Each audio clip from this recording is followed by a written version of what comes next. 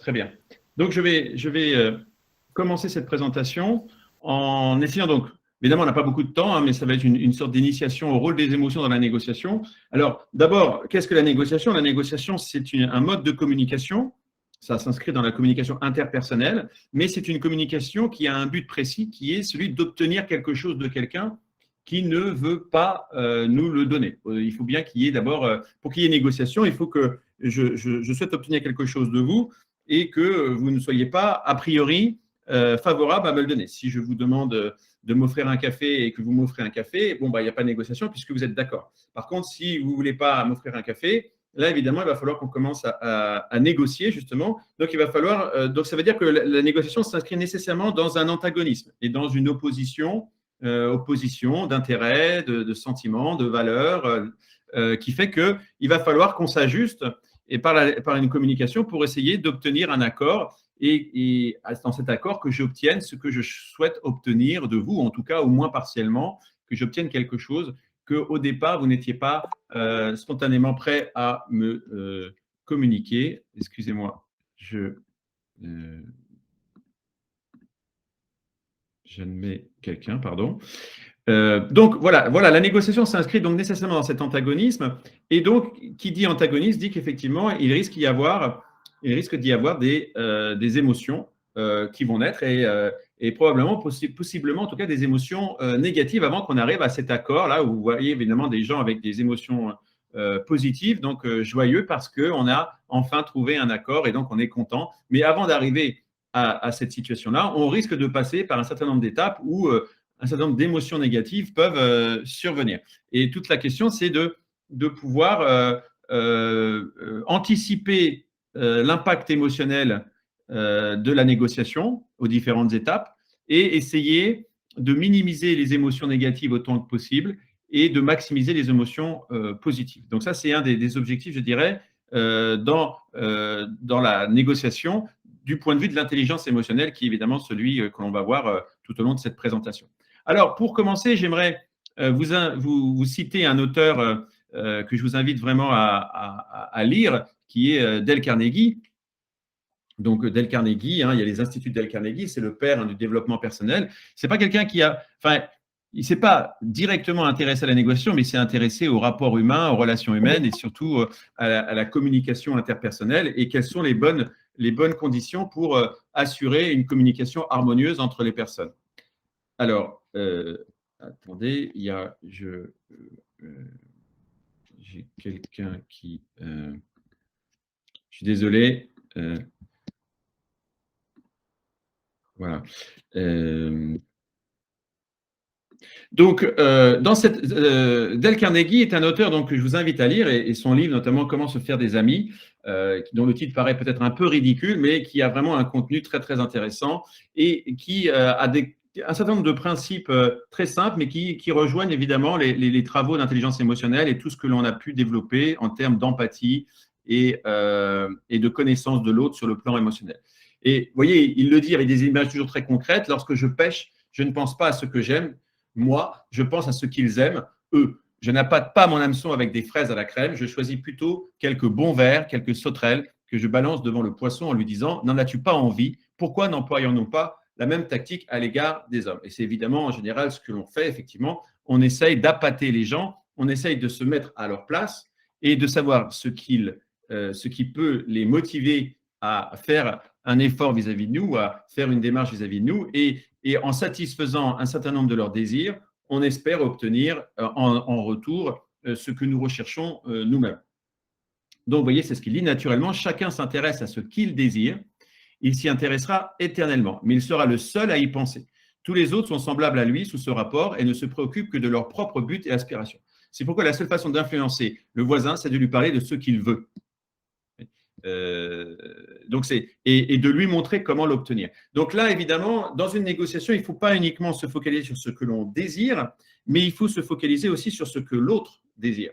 Et pouvoir se mettre donc à sa place, pouvoir donc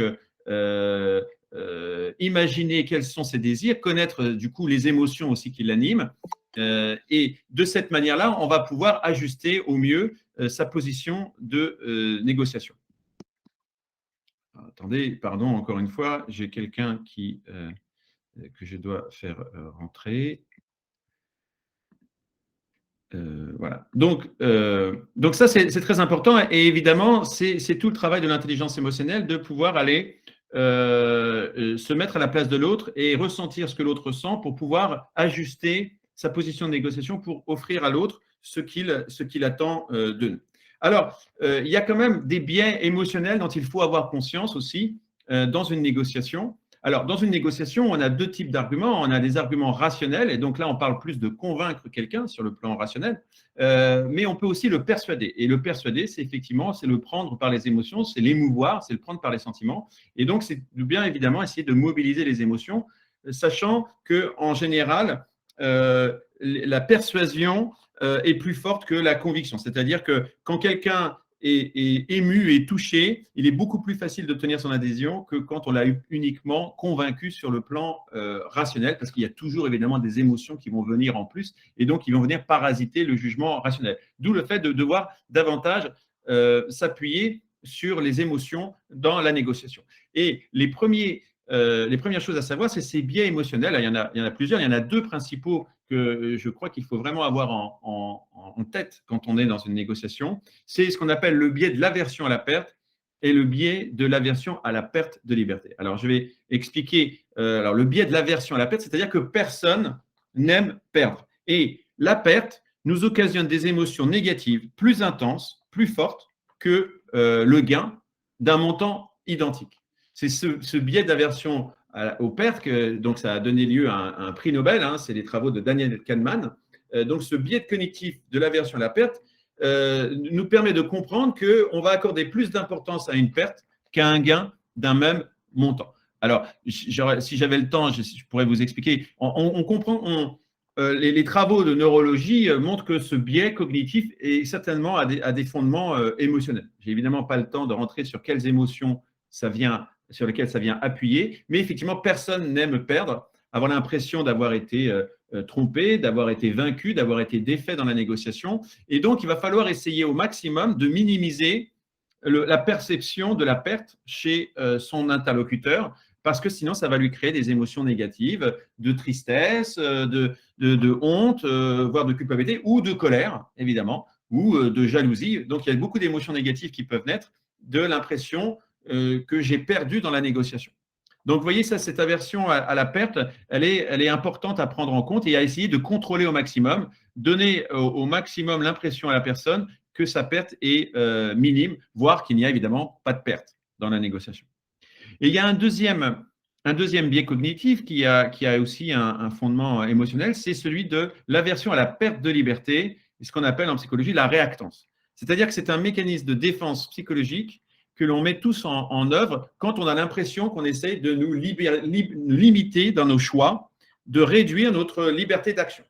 Typiquement, c'est comme ça ou pas autrement, ou typiquement, donc, quand vous mettez les gens dans une alternative, c'est love it or leave it, ou take it or leave it. Évidemment, si je vous dis c'est ça ou pas autre chose, évidemment, je vais avoir tendance à entrer en réactance, c'est-à-dire, puisque c'est comme ça, je refuse la négociation, je renverse la table. Et donc, quand on a l'impression qu'on essaye de réduire nos choix, on a tendance à vouloir s'échapper de cette restriction, cette privation de liberté d'action. Et donc, ça aussi, il va falloir veiller à ne pas créer de la réactance. Typiquement, effectivement, c'est ce fameux grand dragon de Nietzsche, c'est-à-dire le tu dois. Si je vous dis tu dois, non, évidemment, je ne le ferai pas. Donc, il faut veiller à cette aversion de la privation de liberté d'action qui va entraîner justement une surréaction émotionnelle de colère, généralement, et donc qui va évidemment faire capoter ou compromettre la négociation. Alors, ce qui entre en ligne de compte aussi, c'est l'importance de la relation avec la partie adverse. Et là, c'est aussi, je dirais, comment se positionne l'intelligence émotionnelle dans la négociation. Dans une négociation, il y a deux objectifs. Il y a l'enjeu de la négociation et puis il y a la relation avec la partie adverse. Et je dirais qu'effectivement, l'intelligence émotionnelle nous donne des clés pour travailler la relation avec la partie adverse avec, donc pas vraiment pour travailler l'enjeu, parce que l'enjeu il est plutôt cognitif, c'est voilà, quel prix, quelle concession tarifaire, bon, si je prends le cas d'une négociation commerciale, donc là on est dans le cognitif et on est dans un enjeu technique, rationnel, mais il y a aussi la relation que l'on entretient avec la personne avec laquelle on négocie. Et c'est ça que l'on doit, et c'est ce sur quoi je dirais la négociation, l'intelligence émotionnelle peut apporter un éclairage et peut apporter, je dirais, des instruments. Précisément, l'intelligence émotionnelle et tout ce que je vais vous présenter sert à travailler la relation, avec comme postulat qu'en travaillant la relation, on va faciliter la négociation sur l'enjeu. Avec comme postulat que tout enjeu complexe ou très antagoniste peut être résolu si on a une relation amicale, bienveillante, on a un gros capital de sympathie et on va avoir un gros capital aussi d'admiration et de gratitude. Et que donc, si on a une relation entre des personnes qui s'apprécient, voire évidemment qui ont des rapports très amicaux, tout enjeu de négociation peut trouver une solution parce que les deux côtés, il y a une bonne volonté. On a envie d'aboutir à une réponse. On a envie d'aboutir à une solution. À l'inverse, tout enjeu de négociation, si aussi bénin soit-il, entre deux personnes qui se détestent, entre deux personnes qui sont antagonistes, qui ont une antipathie mutuelle, ça va devenir compliqué. Et donc, d'où l'importance de travailler la relation, parce qu'en travaillant la relation, on travaille aussi indirectement, on facilite la résolution de la négociation et la convergence des intérêts.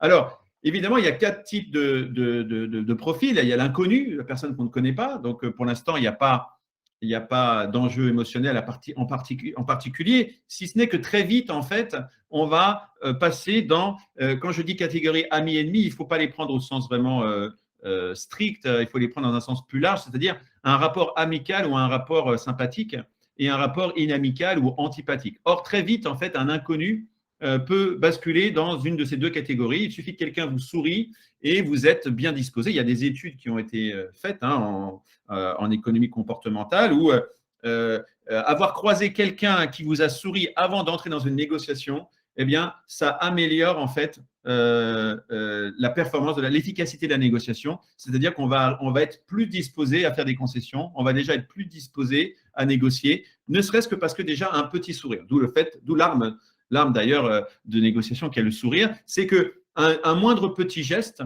peut déjà bien nous disposer et nous faire avoir un préjugé positif et donc considérer avec sympathie et amicalement quelqu'un qu'on ne connaît même pas. Alors, a fortiori, si on connaît quelqu'un, on a déjà un capital de sympathie à l'égard de cette personne, la négociation va être évidemment facilitée. À l'inverse, si j'ai un capital d'antipathie ou de préjugés négatifs vis-à-vis de cette personne, justement, vous ne m'avez pas souri. Et là aussi, des études le montrent, c'est-à-dire qu'à l'entrée de négociation, des personnes qui vous ont effectivement exprimé un visage fermé et sombre, eh bien, vous allez être moins disposé à négocier et à faire des concessions. Donc, d'où l'importance d'essayer de placer la relation dans les deux catégories, dans la catégorie amicale en fait, et une sympathie mutuelle. Et c'est ça qu'on va essayer de regarder aussi. Alors, évidemment, l'impact émotionnel de la négociation va être lié notamment à l'échec de la négociation. Et il y a ce qui va exacerber les émotions, c'est 3 choses principales, c'est l'importance de l'enjeu, l'urgence de l'enjeu et l'existence d'alternatives. Et l'importance de l'enjeu, évidemment, il va être probablement asymétrique. C'est-à-dire qu'il y a des personnes pour lesquelles l'enjeu est très important. Alors là, je prends l'exemple de Gollum, qui devrait négocier son précieux. Pour lui, c'est très, très important. Et donc, lui, il risque d'avoir énormément d'émotions négatives si la négociation ne se passe pas bien, si on ne fait pas de concessions et si on n'arrive pas à une solution et à un accord. Donc là aussi, il faut anticiper quelle est l'importance de l'enjeu pour la personne avec laquelle on négocie, pour déjà anticiper les réactions émotionnelles négatives qui pourraient surgir, parce que si c'est pour cette personne, c'est très très important et pour vous, ça ne l'est pas, eh bien, il risque d'y avoir déjà une asymétrie et du coup, on risque d'avoir déjà des émotions négatives. À l'inverse, évidemment, si la négociation est très importante pour moi, il va évidemment falloir que j'anticipe le fait que je risque d'avoir justement énormément d'émotions négatives si ça n'aboutit pas. Il va falloir que je prenne sur moi pour ne pas exploser, pour ne pas me sentir totalement frustré et tomber dans la colère. L'urgence de l'enjeu, évidemment, c'est aussi important. Peut-être que pour vous, c'est très urgent. Pour moi, ça ne l'est pas. Alors, ça peut être une urgence objective. Hein, on a des échéances, on a des délais. Ou ça peut être une urgence subjective, c'est lié à la patience ou l'impatience. Il y a des gens qui ont un tempérament impatient. Et évidemment, pour eux, ils sont pressés. Et évidemment, ils vont avoir tendance à rentrer dans des émotions négatives. Enfin, le troisième aspect, l'existence d'alternatives, c'est-à-dire que vous avez d'autres possibilités d'aller négocier avec quelqu'un d'autre. Et évidemment, ça vous donne un confort dans la négociation et notamment sur le plan émotionnel. Et c'est d'ailleurs un des principes de plusieurs écoles de négociation, c'est-à-dire de se préparer déjà une alternative avant d'entrer dans la négociation. Parce que si je sais déjà que j'ai un plan B, eh bien, évidemment, j'arrive à une négociation beaucoup plus serein parce que ce n'est pas pour moi une question de vie ou de mort. Je ne vais pas y mettre trop d'affect parce que j'ai déjà anticipé que j'avais une autre possibilité de négociation avec quelqu'un d'autre. Et donc, la négociation, pour moi, risque de se faire de manière plus sereine. À l'inverse, si évidemment, vous êtes coincé avec votre interlocuteur pour obtenir ce que vous voulez, là, vous allez avoir tendance peut-être à avoir des émotions très fortes parce que vous n'avez pas le choix. D'où, voilà, tout ça, ça fait partie déjà de la préparation émotionnelle. Donc, la préparation émotionnelle, c'est à prendre en compte tous ces éléments-là, essayer donc de se mettre à la place de votre interlocuteur. Est-ce que c'est important, c'est urgent? Est-ce qu'il a d'autres alternatives? Quel est son tempérament? Ensuite, évidemment, est-ce que j'ai un capital de sympathie à son égard ou est-ce qu'il a un capital de sympathie à mon égard? Ou est-ce qu'il a, à l'inverse, un capital d'antipathie et moi de même? Et c'est déjà précisément ça. Il faut déjà que si j'ai un capital d'antipathie ou des préjugés négatifs, il va falloir que j'arrive à dissiper ces émotions négatives avant d'arriver à la négociation. Parce que si j'arrive à la négociation en ayant déjà tout ce capital d'antipathie, ces ressentiments, cette rancœur, etc., évidemment, la négociation risque de capoter. D'où le fait de rechercher des motifs d'admiration de l'adversaire ou des motifs de gratitude. Et essayer de chercher qu'est-ce que je peux sauver dans… Alors là, évidemment, ça suppose qu'on connaisse déjà la personne et qu'on soit dans une négociation à plusieurs rounds ou une négociation dans une relation qui s'inscrit dans la durée. C'est comment je peux, et même dans les négociations familiales, comment je peux essayer de sauver tout ce qui peut être sauvé pour retrouver quand même un minimum de bienveillance et de regard positif sur la personne. Je vous donnerai un exemple de quelqu'un que j'avais accompagné dans une négociation qui devait négocier avec son associé et ils avaient été pendant 15 ans ou 20 ans associés et puis évidemment, ils se sont fâchés et précisément, cet associé ne voulait plus lui rendre une certaine somme qu'il lui devait, c'était quand même des centaines de milliers d'euros et il est allé à la négociation en ayant réfléchi à tous les points d'admiration qu'il avait vis-à-vis de son associé, malgré tout, et tous les points de gratitude aussi, toutes les choses pour lesquelles il lui gardait un capital de gratitude. Et notamment, il se trouve que dans l'histoire de leur entreprise, à un moment donné, son associé avait remis de l'argent, avait renfloué les comptes, avait donc sauvé l'entreprise. Et donc, ce qu'il a fait, c'est qu'il a exposé tous ces motifs-là au début de la négociation. Il a tenu à lui dire que malgré tout, en dépit des désaccords qu'ils avaient, il lui conservait justement son admiration pour telle et telle chose et son ingratitude pour telle et telle autre chose. Et ça a désarmé son interlocuteur qui finalement a baissé la garde et a finalement été prêt à négocier. Alors là, c'est évidemment, je vous raconte une success story, mais c'est pas forcément magique. Hein. Vous pourriez évidemment énumérer des motifs d'admiration ou de gratitude vis-à-vis de quelqu'un, et ça ne voudrait pas forcément dire que cette personne sera bien disposée, mais malgré tout, ça peut avoir effectivement un effet positif. La personne s'attendant à un antagonisme fort voit que finalement vous lui reconnaissez un certain nombre de qualités et donc là vous travaillez vraiment d'abord vous travaillez sur vous, sur votre état d'esprit quand vous arrivez à la négociation, mais aussi vous essayez de travailler à préparer à améliorer la relation avec la personne. Et justement, alors il y a ça, c'est en travaillant on travaille sur la personne, sur ce que l'on pense de la personne, mais il y a aussi comment je peux trouver des gains dans la négociation qui, justement, vont travailler sur 4 émotions qui sont au cœur du modèle, c'est-à-dire la peur, l'envie, l'admiration et la gratitude. Et en fonction de votre interlocuteur, il va peut-être falloir lui donner quel est le gain en sécurité que je peux lui faire dans la négociation. Typiquement, ça c'est un truc classique de négociation commerciale. Vous allez avoir, je ne sais pas, des parents avec des enfants, vous savez qu'ils ont des enfants, vous allez insister évidemment dans le choix de leur voiture, sur le gain en sécurité, tous les arguments pour acheter telle voiture ou à rajouter telle et telle option, parce qu'il y a un gain en sécurité et évidemment, c'est peut-être quelque chose auquel ils vont être sensibles. Donc, vous allez essayer de diminuer leur peur en montrant que cette voiture est particulièrement sécurisée pour les enfants. Je donne un exemple, c'est-à-dire qu'il faut chercher, et dans chacune négociation, quel est le gain en sécurité, particulièrement si vous sentez que cette personne est craintive ou a des peurs, et qui a identifié des dangers. Donc, soit un gain, soit lui pointer justement dans ce que vous allez proposer, la sécurité que vous lui apportez par rapport à son état actuel. Ça, c'est un premier. Donc là, on travaille sur la peur. Il y a un gain en supériorité. Donc, évidemment, là, on joue sur l'envie et sur la vanité, précisément, qui compense l'envie. Typiquement, c'est très, très utilisé aussi en commerce. Ben voilà, on va vous dire que ce produit, je l'ai vendu à Apple ou je l'ai vendu à McDonald's. Cette solution digitale, je l'ai vendue à un grand groupe. Et évidemment, cette personne va se sentir rehaussée de savoir que la solution qu'on lui propose est aussi utilisée dans des grandes entreprises ou des entreprises prestigieuses. Donc, il y a un gain en supériorité sociale ou un gain en prestige. Donc, on peut jouer aussi sur cet aspect-là dans la négociation. Un gain en excellence est un gain en qualité, un gain en beauté, en esthétique, montrer en quoi ce que l'on va apporter apporte un gain. Un gain esthétique ou un gain en amélioration de la qualité ou de l'efficacité.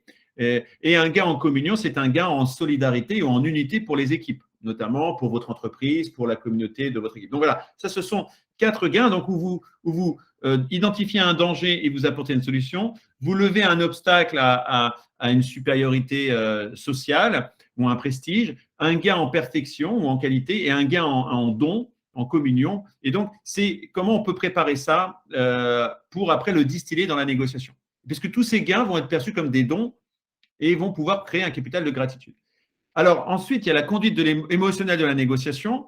Et donc, on va évidemment jouer sur ces 4 registres. Alors, il y a ces 4 registres qui existent. Évidemment, je ne recommande pas d'utiliser les 2 en bas. Se faire danger soi-même, donc menacer, intimider, évidemment, ça c'est un registre qui existe dans la négociation et qui peut avoir des résultats, mais c'est jouer sur la peur. Et évidemment, ce n'est pas ce que je recommande, mais ça existe. Se faire leveur d'obstacles, c'est-à-dire la séduction, promettre des choses, jouer un peu les magiciens, et donc faire miroiter des choses. Évidemment, ça, ce sont aussi des registres qui peuvent permettre d'obtenir des choses, mais là où on mobilise l'envie, et évidemment, ce n'est pas ce que je préconise. Ce que je préconise, c'est d'abord de se faire perfection, d'avoir un comportement exemplaire et donc montrer qu'on est expert, qu'on maîtrise le sujet ou qu'on est vertueux. Et évidemment, l'admiration que l'on peut nous porter va donner envie de travailler avec nous, va construire la confiance et donc va faciliter l'accord. Et puis se faire don, c'est-à-dire être bienveillant, donc se montrer un modèle ou comme un ami. Et toute bienveillance, ça commence, vous voyez, par un sourire. Comme je vous le disais, des études montrent que voilà, quelqu'un qui vous sourit, c'est déjà quelqu'un avec qui vous avez davantage envie de négocier. Et il y a aussi tout un tas de travaux, évidemment, qui montrent que on a envie de travailler ou de négocier ou d'arriver à un accord avec quelqu'un dont on a l'impression qu'il nous aime bien. Donc, on est plus facilement, et notamment, on a envie d'acheter à des gens. C'est pourquoi d'ailleurs, voilà, les commerciaux sont plutôt des gens qui semblent être sympathiques parce qu'évidemment, en créant ce climat de sympathie, on a plus facilement envie de leur acheter quelque chose parce qu'on a plus envie d'acheter à des gens dont on a l'impression qu'ils nous apprécient. Alors, ça, c'est au niveau de la personnalité, mais c'est après aussi dans l'objectif de la négociation, dans l'enjeu de la négociation. C'est alors, par manque de temps, je passe sur les moyens de la peur et de l'envie, mais c'est comment je peux manipuler la perfection et manipuler le don dans la négociation, c'est-à-dire apporter un gain en excellence pour autrui et un gain en communion pour autrui. C'est donc le mettre en avant, le mettre en lumière, le souligner pour que justement cette personne puisse avoir de l'admiration ou de la gratitude pour nous. Sachant qu'effectivement, ces deux émotions d'admiration et de gratitude vont créer un climat de confiance, de bienveillance et donc vont faciliter la négociation. Alors, les écueils de la négociation, il y en a trois principaux. En tout cas, c'est ceux-là que j'aimerais mettre en avant. C'est éviter l'humiliation, donc c'est-à-dire d'abaisser quelqu'un, de faire une proposition, de prendre des prises de supériorité, évidemment, dans la négociation, être condescendant, être hautain, être méprisant, évidemment, ça, c'est à proscrire, ou même essayer de menacer, mais éviter aussi des propositions humiliantes, des propositions indécentes. Je donnerai un grand exemple qui avait eu lieu chez Michelin dans les années 80, où les ouvriers avaient eu une augmentation de 20 centimes. Alors évidemment, après, vous aviez tous les ouvriers qui ils avaient une négociation avec les syndicats et ils avaient accepté une négociation, ils avaient augmenté de 20 centimes. Après, évidemment, tous les ouvriers balançaient des pièces de 20 centimes, tellement, évidemment, ils trouvaient que c'était humiliant. Donc, éviter des propositions, et parfois, il peut arriver que la proposition que l'on fait dans une négociation soit vue déjà comme une humiliation. Et donc, ça, c'est évidemment à proscrire. Sortir du blocage.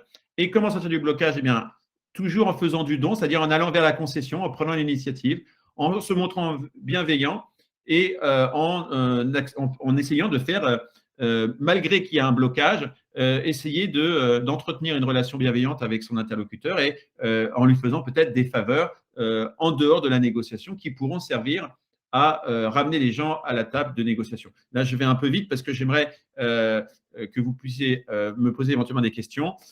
Sortir de la dispute. Donc, évidemment, quand on a abaissé quelqu'un, il faut se remettre en position d'infériorité. Donc, c'est accepter soi-même de s'abaisser, donc présenter ses excuses ou voilà, savoir prendre la position basse. Et puis, quand évidemment la négociation, la dispute a l'air de s'envenimer, avoir le courage de rompre la négociation pour éviter une escalade évidemment, qui va exacerber les émotions. Donc, savoir rompre la négociation pour pouvoir mieux y revenir et avoir évité d'avoir atteint un point de non-retour qui rendra irréversible, je dirais, l'échec de la négociation. Voilà, donc l'issue de la négociation, évidemment, c'est une bonne négociation sur le plan émotionnel, c'est que les deux parties partent avec des émotions positives. Et donc, il faut avoir notamment prévenu l'envie de l'adversaire, donc ne pas l'offenser, l'humilier, le tromper ou lui faire perdre la face. Ça, c'est essentiel. Et surtout, essayer d'engendrer de la gratitude et donc distiller du don dans la négociation et non pas dans la négation. Je vois qu'il y a une petite coquille. Voilà. Et donc, une négociation réussie sur le plan émotionnel, c'est une négociation où toutes les parties ressortent avec des émotions positives et notamment de gratitude. Voilà.